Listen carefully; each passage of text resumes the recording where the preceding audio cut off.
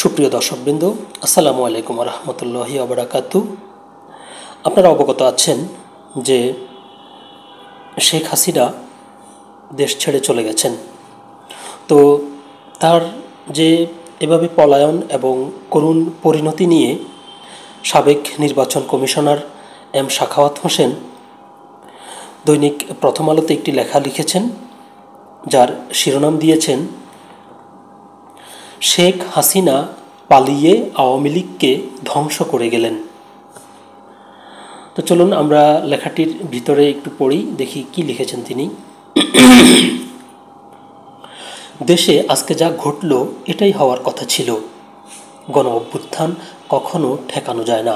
শিক্ষার্থীদের কোটা সংস্কার আন্দোলন সহজেই সমাধান করা যেত, কিন্তু প্রধানমন্ত্রী শেখ হাসিনার জেদের কারণে এত মানুষ মারা গেল। গণমাধ্যমে প্রাণহানির যে চিত্র উঠে এসেছে, বাস্তবে এই সংখ্যা আরও অনেক বেশি। আর কত মরদেহ কোথায় পড়ে আছে, কত গণকবর হয়েছে, কতগুলো নিরীহ মানুষের প্রাণ ঝরেছে। তিনি তো চলে গেলেন, এখন এর জবাব দেবে কে? 15 বছর মানুষ ভোট দিতে পারেননি। দিনের পর দিন ভোট চুরি করা হয়েছে। দীর্ঘদিনের পুঞ্জীভূত ক্ষোভের বহিঃপ্রকাশ ঘটেছে। শেখ হাসিনার বোঝা উচিত ছিল তিনি ও তার দল কতটা অজনপ্রিয়। এই যে এত প্রাণহানি, এর জবাব কে দেবে? দেশে সুশাসনের মারাত্মক অভাব। তিনি সুশাসন দিতে পারেননি। কোটা সংস্কার আন্দোলনকে কেন্দ্র করে শিক্ষার্থীদের উপর হাজার হাজার গুলি ছোঁড়া হয়েছে, হেলিকপ্টার থেকে গুলি ছোঁড়া হয়েছে। এর আগে আমরা সবাই HM এরশাদকে স্বৈরাচার বলেছি। তখন মাত্র 6 জন মানুষ মারা যাওয়ার তাকে স্বৈরশাসক বলছি। কিন্তু গত 15 বছরে কত মানুষের প্রাণহানি হয়েছে। 2009 সালে পিলখানায় তৎকালীন বিডিআর বিদ্রোহের ঘটনায় 57 জন সেনা কর্মকর্তা মারা গেছেন। এখন এর জবাব দেবে কে?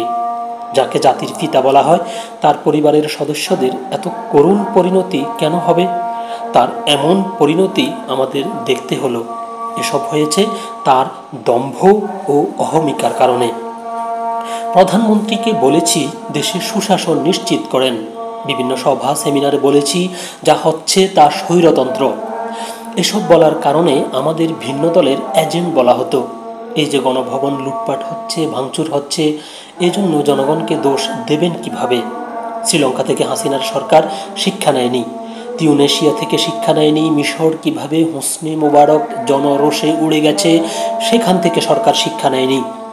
জনগণের সরকার না হলে এমন পরিণতি হয়। এরশাদের চেয়ে শেখ হাসিনা 100 গুণ বেশি খারাপ হয়ে বিদায় নিয়েছেন। এরশাদ পালিয়ে যাননি, তিনি পালিয়ে গেছেন কিন্তু আওয়ামী লীগ দলটাকে ধ্বংস করে দিয়ে গেলেন। তার হিংসা, দম্ভ, অহংকার দলটাকে ধ্বংস করল। ধন্যবাদ সবাইকে। আল্লাহ হাফেজ।